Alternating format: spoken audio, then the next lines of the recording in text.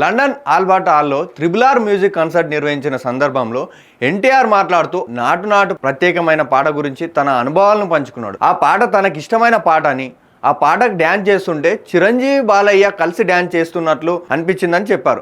ఈ music concert సందర్భంగా ఎన్టీఆర్ రామ్ చరణ్ చేసిన డ్యాన్సులు ఆకట్టుకున్నాయి. ఈ కార్యక్రమంలో చరణ్ ఎన్టీఆర్ కు ముందుగానే జన్మదిన శుభాకాంక్షలు తెలిపారు. నాటు నాటు పాట తనకెంతో ఇష్టమని, అయితే ఆ పాటకు ఆస్కార్ వచ్చినందుకు ఇష్టం కాదని, తన ఫ్రెండ్ రామ్ చరణ్ లాంటి గొప్ప డాన్సర్ తో కలిసి చేసినందుకు ఇష్టమని తెలిపారు. అయితే కొన్ని రోజులుగా బాలయ్య ఎన్టీఆర్ అభిమానుల మధ్య దూరం ఉన్న సంగతి తెలిసింది.